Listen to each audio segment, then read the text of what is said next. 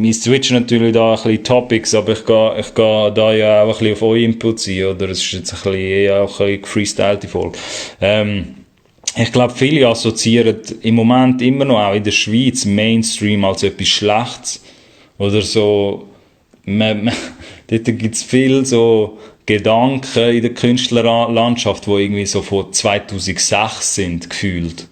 Oder gar nicht am Neuzeitstandard entsprechen. Also was heisst entsprechen? So, es muss nicht entsprechen, aber ich weiß nicht, wieso man sich da so festgefahren hat, auf das Underground gut ist, Mainstream ist schlecht.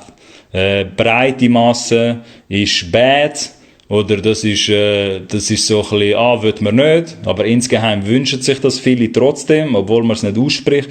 Und alles, was in einer kleinen Nische ist oder in einem kleinen Kreis, das fühle ich, das finde ich geil als Künstler oder Künstlerin.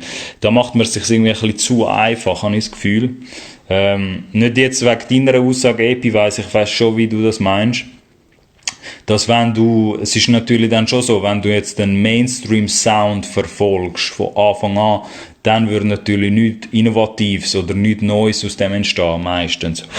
Weil das ist ja auch kein Geheimnis, das versteht man ja auch, das ist keine Raketenwissenschaft, wenn man jetzt Leute, die im Mainstream bekannt sind, bei der breiten Masse, würde sich dort künstlerisch, musikalisch etwas anschauen, bis du mal in der Schweiz nachher da einen Song aus dem gemacht hast, einen stabilen Song, ist das schon lange wieder alt oder ist der Style schon lange wieder durch? Ja, du hast komplett richtig paraphrasiert. Hip-Hop hat, das schreibt da der Ilya, Hip-Hop hat immer schon den Mainstream genutzt für sich. Ja, voll. Eben, Simon Flüel ist auch noch da. Das ist auch nichts Verwerfliches. Weil der Mainstream, eben wie es jetzt halt im Moment ist, der Mainstream in vielen von diesen Ländern hat sehr, sehr viel mit urbanen Einflüssen zum Beispiel zu tun, weil es einfach spannender ist, um denen zuzuschauen, um den meisten Leuten, die im Hip-Hop verankert sind, zuzuschauen. Und das sieht man dann nachher auch, weil dann plötzlich Pop-Artists, also so die halt 100% im Pop-Bereich sind, sich dann auch plötzlich Hip-Hop-Produzenten dazu holen, Hip-Hop-Beatmakers, weil sie merken da mit ihren alten Produzenten, wo halt eher im Pop-Bereich aufgekommen sind, kann man keine geile Beats mehr machen, weil die haben halt nicht, wie man so schön im Hip-Hop würde ich sagen, die haben halt keine Soße oder einen Drip.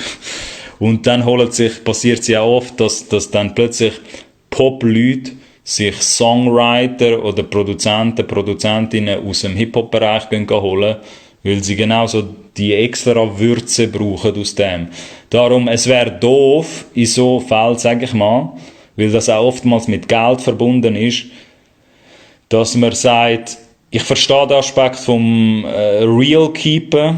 Also ich würde da jetzt nicht hure deep in das reingehen, ob man jetzt Real Keeper soll sein oder Sellout oder so. Es geht nicht um diese Diskussion, weil ich finde, das schließt sich nicht gegenseitig aus.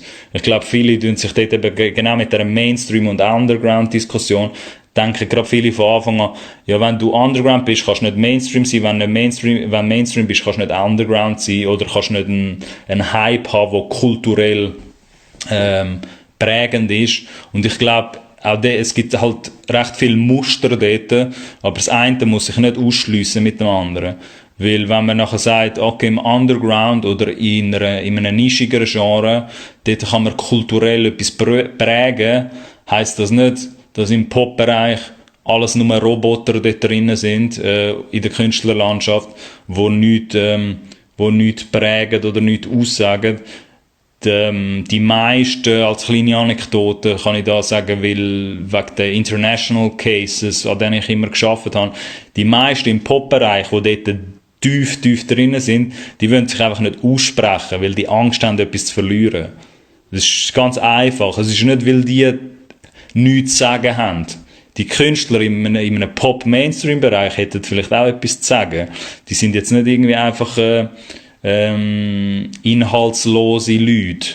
Aber es wird halt meistens so positioniert, dass du halt nachher auch zu irgendwelchen Interviewmöglichkeiten kommst, wo halt total im Pop-Bereich sind und wo halt total im Mainstream-Bereich sind.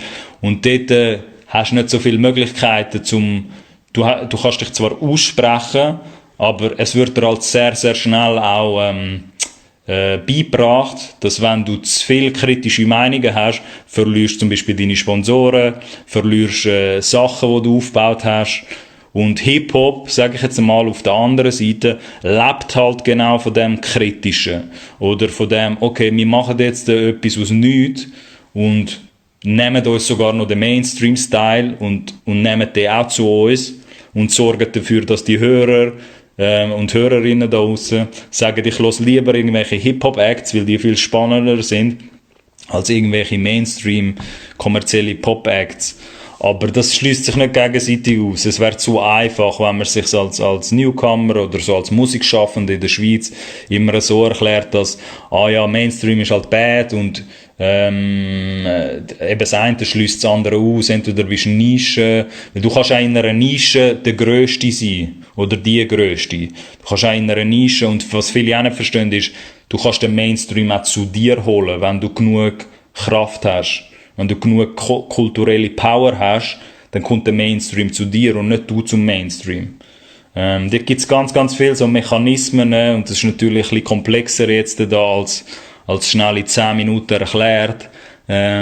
Ich finde es einfach ein bisschen schade. Das Einzige, was ich damit sagen will, ist, ich finde es ein bisschen schade für die Zuschauer, die das interessiert, mit dieser Diskussion immer, ja, was ist Mainstream, was soll nicht Mainstream sein, Pipapo, Underground. Also ich finde es einfach ein bisschen schade, dort, wenn ich einfach mitbekomme, dass neue Leute gerade automatisch von Anfang an irgendwie so die Floskeln sich in den Kopf einbrennen, ins Gedächtnis einbrennen, dass sich das ausschliesst, dass sich die beiden Welten ausschließt, weil das stimmt nicht. Es ergänzt sich oder es füttert sich auch gegenseitig.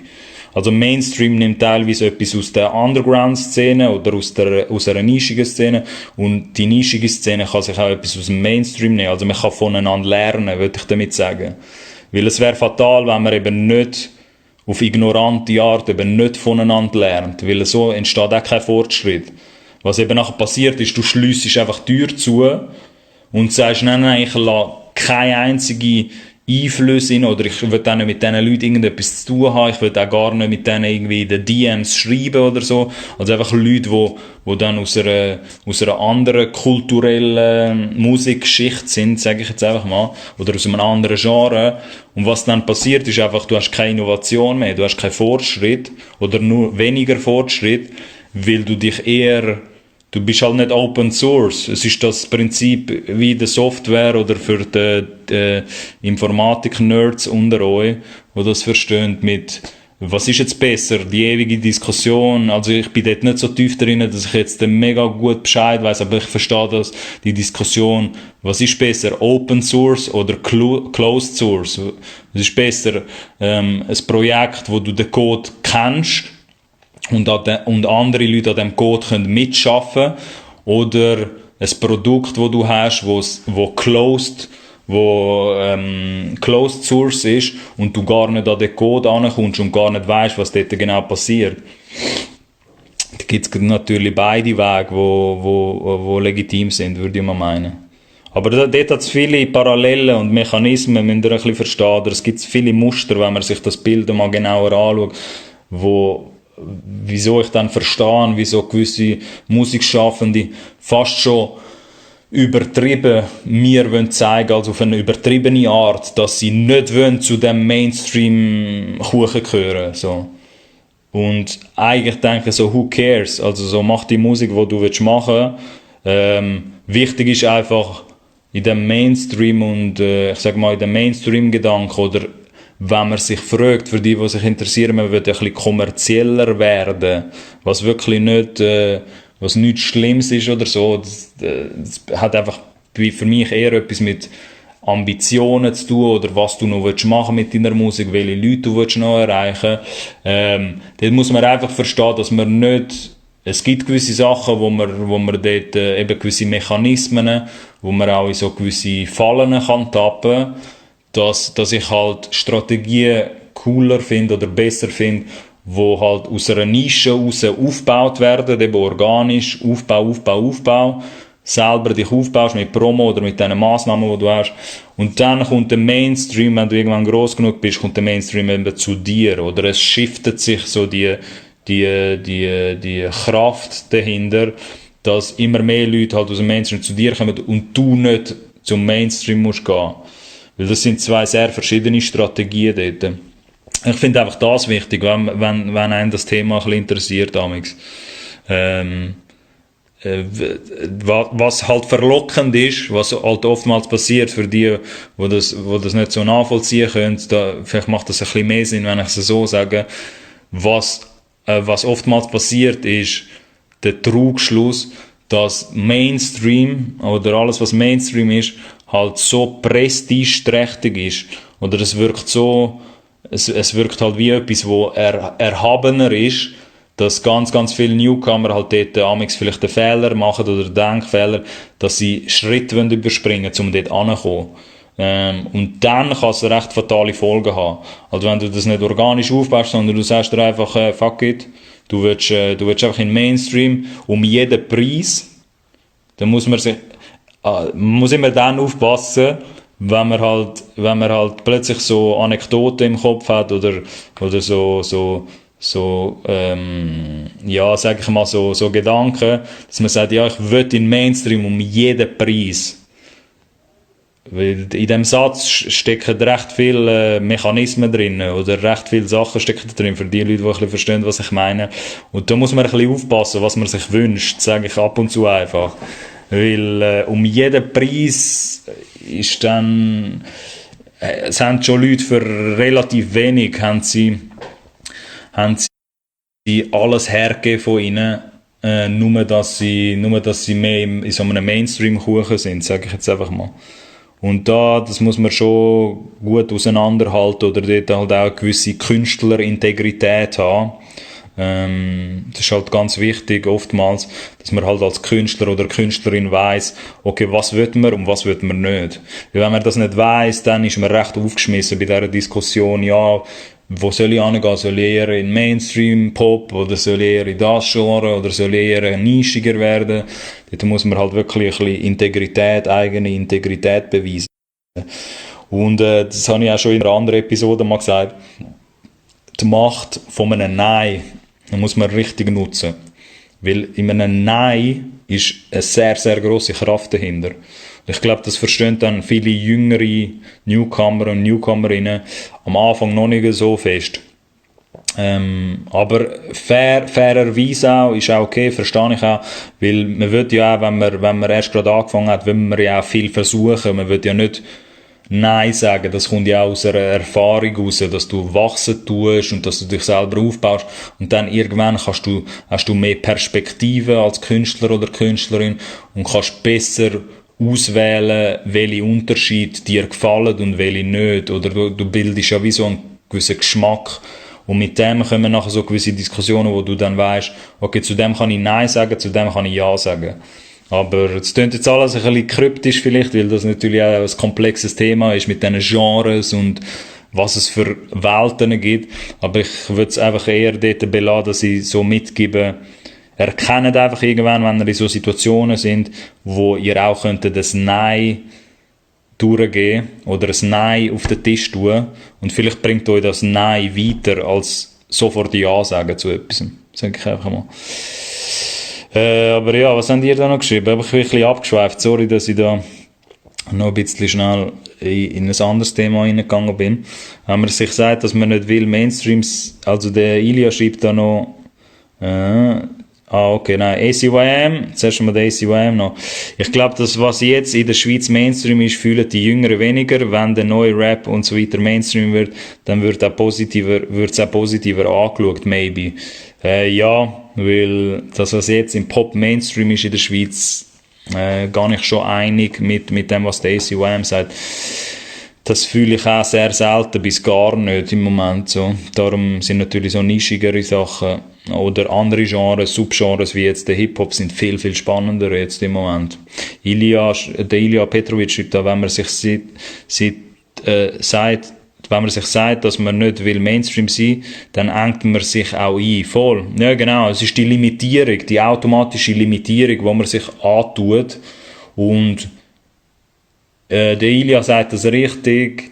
Man kann das machen, man kann auch konsequent sein und das einfach durchziehen von Anfang an und sagen, hey, schau, gerade von Anfang an, wenn du reinkommst in das Spiel, sagen wir jetzt einfach mal, dass man sagt, das will ich machen, das will ich nicht machen. Aber es geht vielleicht auch gar nicht um das. Es geht einfach darum, dass du halt eben Integrität beweisst für dich selber, aber dass du natürlich auch offen bist und nicht einfach ignorant sagst, das wird niemals passieren, weil das kannst du ja gar nicht wissen. Jeder Künstler-Mindset ändert sich gefühlt im 6-Monate-Takt oder im 3-Monats-Takt. So 6 Monate ist jetzt das, was ich oftmals gesehen habe, aber es gibt wahrscheinlich Leute, die ihr Mindset jede 3-4 Monate ändern. So.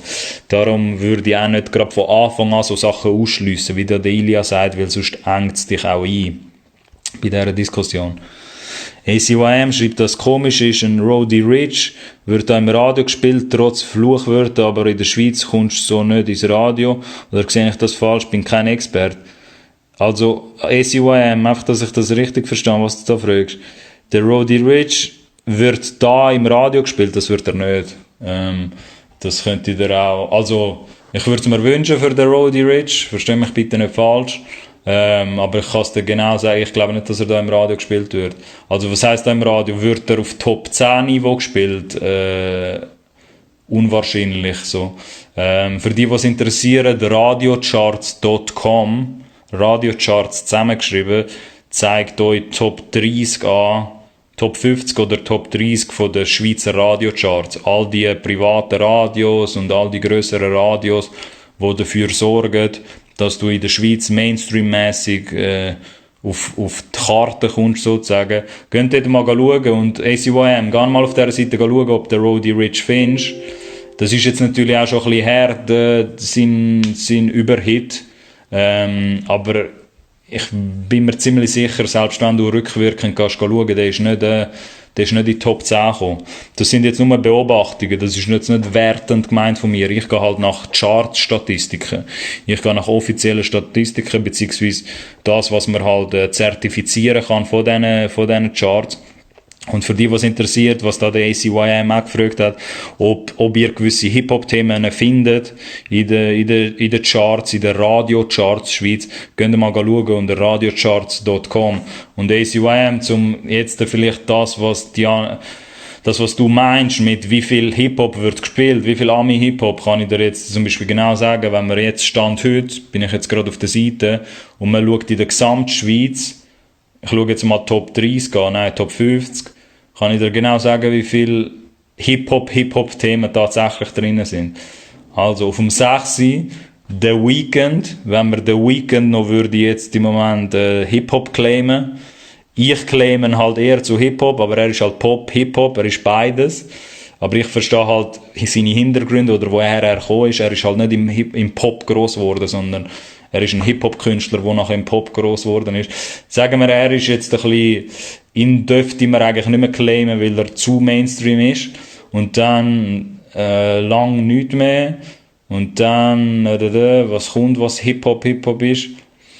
Doja Cat, Say So, ich weiß nicht, ob ihr den Song kennt von Doja Cat. Bei der Doja Cat ist auch ein bisschen schwierig, es ist halt ein bisschen gemein.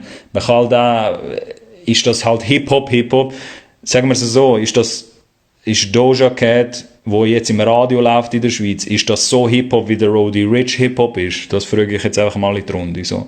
Ich lasse das mal ein bisschen offen. Aber ja, wenn man sie jetzt dazu zählt, sie ist ein Urban Act, der jetzt gerade im Moment gespielt wird. Und dann gehe ich da weiter, der Rest ist alles Pop. Dann SZA mit dem The Other Side, mit dem Trolls-Song, aber das ist SZA und Justin Timberlake. Dort ist auch, muss man auch sagen, das ist nicht ein R&B-Track, so. Das ist nicht wirklich Black Music R&B, wo jetzt die Radios extra sagen, okay, das spielen wir, weil es SZA ist, so. Dort ist schon ein bisschen andere Stellung da in der Schweiz als in Amerika. Und dann Post Malone, müssen wir jetzt sagen, ist eher Pop. Zähle ich jetzt nicht als Hip-Hop, so à la Roddy Ricch. Und dann ist niemand mehr in der Top 50. ACYM, das sind's. Also der Weekend, effektiv, was im Moment Stand heute gespielt wird, für die das nachträglich dann auch noch werden sehen. Ich werde die Seite radiocharts.com vielleicht dann auch noch in die Description nehmen, dann könnt ihr das selber anschauen, wenn es so interessiert. Effektiv, was jetzt an Hip-Hop gespielt wird in der Radiolandschaft Schweiz, ist The Weeknd, wenn man ihn dazu zählen was ich halt persönlich mache, aber das ist meine Meinung. Doja Cat, weil sie halt aus dem R&B kommt, aus dem Urban R&B, und SZA. Aber SZA ist jetzt auch nicht mit einem Originaltrack da drin. Versteht ihr ein bisschen, was ich meine? Es ist mit dem Justin Timberlake Trolls Movie-Song da drin. Und sonst, wenn ich das richtig sehe ich keine Hip-Hop-Acts, die da gespielt werden im Radio. Also die Realität, was ich damit sagen will, ACYM auch, weil ich ja vorher, wo ich noch Product Manager war beim Major, habe ich mich immer sehr stark für Radiopromotion, bin ich halt in dem Feld auch aktiv gewesen bei vielen internationalen Künstlern. Und ich habe das ja auch miterlebt mit der Hip-Hop-Welle, mit der internationalen Hip-Hop-Welle, die immer grösser geworden ist in der Schweiz. Aber die Realität sieht im Moment noch so aus, dass die meisten Schweizer Radios, die meisten Schweizer grösseren privatisierten Radios, die eine Reichweite haben, kein Hip-Hop spielen, effektiv. Und auch nicht Deutschrap. Also für Deutschrap gilt es genau das Gleiche. Ich werde da wahrscheinlich keinen einzigen Deutschrapper finden, der gespielt wird in der Top 50. Und ja, man könnte jetzt weiter runtergehen, man könnte in die Top 200 gehen. Also von der internationalen. Ich rede da jetzt nur von der internationalen. Es gibt dann schon ein, zwei Schweizer Themen. Aber auch dort, bei den Schweizer Hip-Hop-Themen, hat es jetzt noch nicht Cases gegeben, oder noch nicht genug Cases, wo sie Top 50 geschafft haben von den Radios. Also richtige Hip-Hop-Themen. Aber ihr versteht, glaube ich, ein bisschen, was ich meine. Für die das interessiert, radiocharts.com. Die Seite sieht schrecklich aus vom Design. Das Design müsst ihr ignorieren, aber das sind tatsächlich die offiziellen Radiocharts von der Schweiz. ACYM ist komisch, ja, genau, das mit dem Roddy Ricch. Dann Ilya schreibt da das Lied dran, dass der Hans, der Fritz und der Uli kein Englisch können. Ja, die meisten können alle nicht so gut Englisch in der Schweiz, das ist tatsächlich so. Epi Weiss schreibt da, ich bin nicht anti-Mainstream oder so, aber wenn ich mal etwas mache, was nicht Mainstream ist, kann man es ja trotzdem releasen. Ja, Epi Weiss, das ist auch überhaupt nicht gegen dich gerichtet gewesen oder so, alles gut im Fall. Du bist auch noch jung, also sage ich jetzt nicht so ein bisschen alt. Ich will dich jetzt nicht sahnen oder so mit dem, überhaupt nicht, aber du solltest ja noch viel ausprobieren. So. Du solltest da machen und experimentieren und das ist alles gut.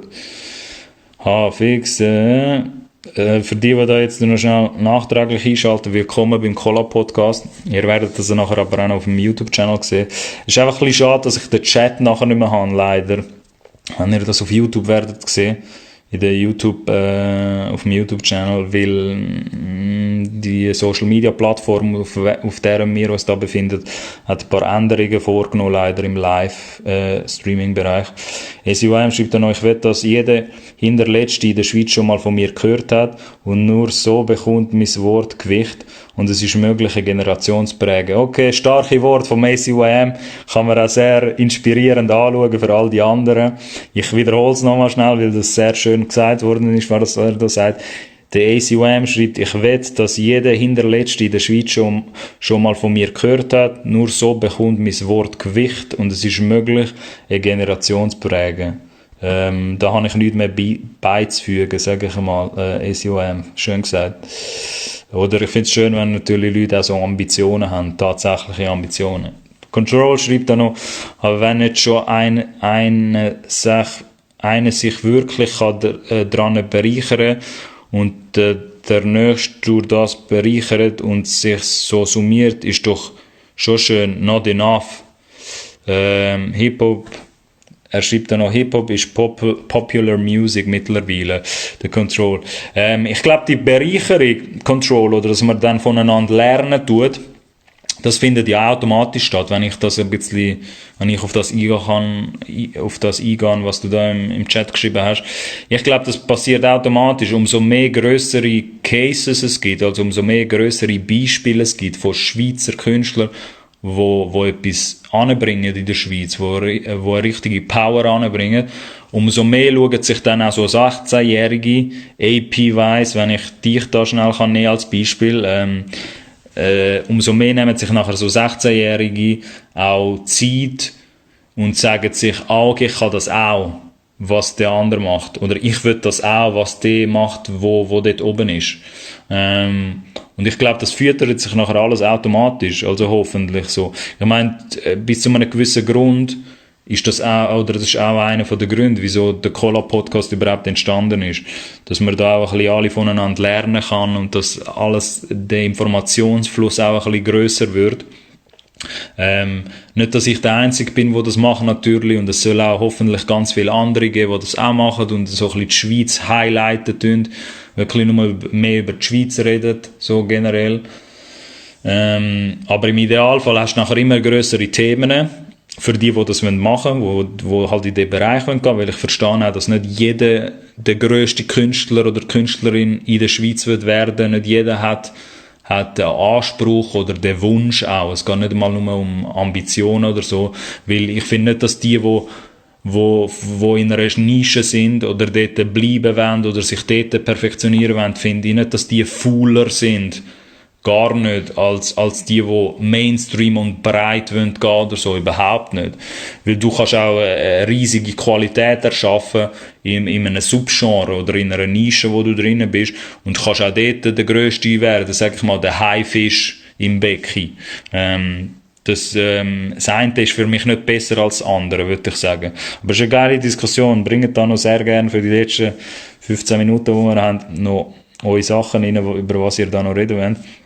SCYM schreibt dann noch, das Ding ist, Control, dass die gut sind und schon viel geleistet haben, nicht mich gemeint, haben noch nicht die verdiente Reichweite. Wäre doch schön, wenn jemand kämpft fürs Wohl für alle anderen Rapper dann.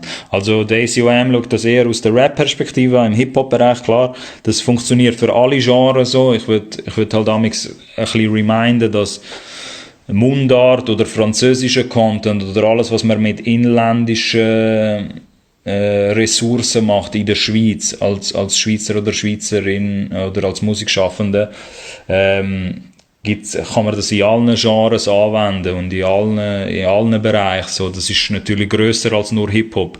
Ich würde mir einfach wünschen, dass immer mehr und mehr, wenn es um mich persönlich geht, würde ich mir einfach wünschen, dass es immer mehr und mehr geile Mundart-Themen gibt und französische Themen, also halt Leute, die halt mit der inländischen Sprache etwas reissen wollen und nicht nur immer auf Amerika schauen oder Deutschland und von dort halt alles kopieren, sage ich jetzt einfach mal. Aber verdient die Reichweite, oder ich sage mal, der Begriff verdient, ich persönlich finde das immer ein bisschen schwierig, weil wer bestimmt überhaupt, wer es verdient hat und wer nicht. Versteht ihr, was ich meine? Also ein bisschen spontan gesagt. Das ist, niemand ist halt da der Richter.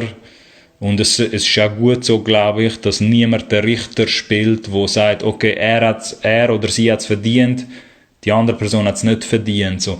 Darum, dass mit der Reichweite, dass man mehr Reichweite will, dass man mehr Leute erreichen will, dass seine Stimme oder ihre Stimme soll grösser werden als Musikschaffender, verstehe ich alles.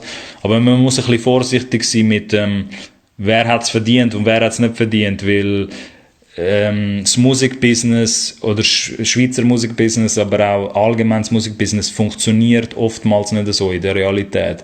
Es ist nicht ein Spiel, wer es mehr verdient hat, an der Spitze zu sein oder so.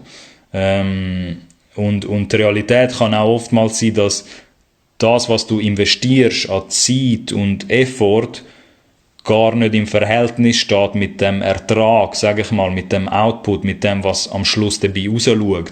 Es kann auch sein, dass du 15 Jahre deinen Arsch aufreißen und es entsteht nichts. Also nichts wird nicht entstehen, so die Wahrscheinlichkeit, dass nichts entsteht, wenn du 15 Jahre wirklich die ganze Zeit am Machen bist und am Musizieren bist, denke ich nicht, irgendwie wirst du auch natürlich besser und deine Releases würden besser sein, wenn dein Wunsch jetzt ist, viel Sachen auf dem Markt haben. Darum nichts würde nicht sein, aber eben, das geht ein bisschen in den Begriff in verdienen und nicht verdienen. Es gibt auch Leute, die alles komplett falsch machen, sage ich mal, nach Musikindustrie-Regeln, die es gibt. oder nach gewissen Mechanismen, wo die Schweizer, wo das Musikbusiness erschaffen hat. Es gibt auch Leute, die komplett alles falsch machen und können gross werden. Und nachher gibt es Leute, die auch alles richtig machen und nicht zwingend wegen dem einen verdienten Platz bekommen an der Spitze, so, weil das ist halt einfach nicht die Realität, leider. Aber ich kann das jetzt auch nicht, ich bin ja eher auf der realistischen Seite, aber realistisch optimistisch und nicht pessimistisch. Ich habe halt das Gefühl, nach wie vor, es gibt noch sehr, sehr viel Luft nach oben in der Schweiz. Egal in welchem Genre du bist, egal ob Mundart, Französisch oder in welcher Sprache, Mundart gibt es halt im Moment einfach Tendenzen, die zeigen, dass dort die Wahrscheinlichkeiten grösser sind, dass du etwas daraus machen kannst in der Schweiz, aber das ist jetzt auch nicht so ein riesiges Geheimnis. Von dem her, ich habe einfach das Gefühl, es ist wichtig, einfach zu sagen, dort abschliessend, dass es noch überall sehr, sehr viel Luft nach oben gibt. Und dass der Anspruch, wie der ACYM das am Anfang gesagt hat, finde ich eigentlich schön, dass es Leute langsam aber sicher jetzt gibt, die einen viel, viel höheren Anspruch haben, als vielleicht die Musikschaffenden, die vorher gekommen sind.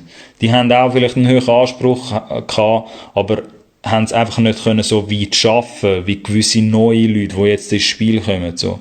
Also einfach, dass ihr ein bisschen versteht, und weil ich da den AP weiss als Beispiel nehme, weil er ganz am Anfang dabei war in diesem Livestream, in dieser Episode. Er mit 16 hat jetzt grössere Chancen, etwas zu machen als Musikschaffende, als Schweizer Musikschaffende, wenn er wirklich dran bleibt, hat er langfristig grössere Chancen, als vielleicht jemand, der vor 20 Jahren mit 16 das versucht hat, was der AP Weiss da versucht hat in der Schweiz. Weil es bildet sich einfach alles weiter, die Leute haben mehr Informationen, die Beispiele werden besser, die Musik wird besser, die Qualität wird besser und nachher haben wir auch mehr Chancen wegen dem, sage ich einmal.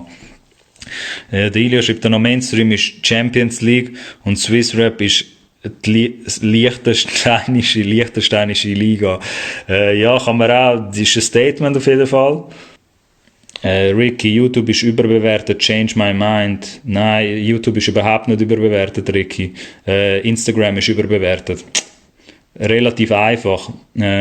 Also es ist jetzt meine Meinung, aber ein relativ einfacher Case, den ich da machen kann. So, YouTube ist überhaupt nicht überbewertet. YouTube in der Schweiz zumindest ist eher unterbewertet. Also es wird zu wenig genutzt von den Schweizer Musikschaffenden da draussen. Und ich sage das nicht nur, weil ich einen YouTube-Channel habe und ich will so Propaganda machen für YouTube. Ich glaube, das tun dann viele Leute auch ein bisschen falsch verstehen, wenn ich über YouTube rede. Ich sage das wirklich ganz rational und das habe ich auch schon mal in anderen Episoden gesagt. Es ist ein reiner Zufall. Es hätte auch eine andere Plattform können betreffen, wo nicht so viel benutzt wird in der Schweiz. Aber so wie es im Moment ist, der Status quo in der Schweiz, wird YouTube eher unterbewertet angeschaut und zu wenig genutzt. Also das Potenzial von YouTube wird gar noch nicht richtig ausgeschöpft von den meisten Schweizer Musikschaffenden. Und das ist jetzt halt, von mir kommt das, klar, es gibt Leute, die da sehr viele andere Perspektiven haben, aber ich sage es einfach mal so, ich sehe ganz, ganz viele Künstler und Künstlerinnen da aus und auch Newcomer, die einen perfekten Instagram-Feed anbringen, die sich 3-4 Stunden pro Tag amigs nehmen, oder so zumindest wirkt, dass sie einen perfekten Feed haben auf Instagram. Aber wenn man nachher auf ihre Artist-Profil schaut, sprich auf den 3 relevanten Spotify, Apple Music, YouTube, sieht man, dass dort alles mega so halblausig gemacht wird und meistens sehen die Artist-Profile und vor allem der YouTube-Channel wie Müllhalden aus im Vergleich zum Instagram-Feed. Und das kann es wirklich nicht sein. Es ist, der Ilya schreibt da zu wenig und falsch genutzt. Ich finde es einfach ein bisschen schade, wenn man es extrem fokussieren tut, nur auf eine Social-Media-Plattform wie jetzt Instagram.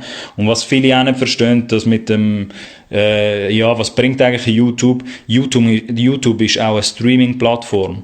Die Leute in der Schweiz haben noch nicht so ganz verstanden, dass YouTube nicht eine Social-Media-Plattform ist. Es ist beides. Es ist eine Promo-Plattform, aber auch eine Streaming-Plattform. Da gibt es ganz viele Leute auf YouTube, die Nutzer auch in der Schweiz, die einfach Musik hören den ganzen Tag auf YouTube.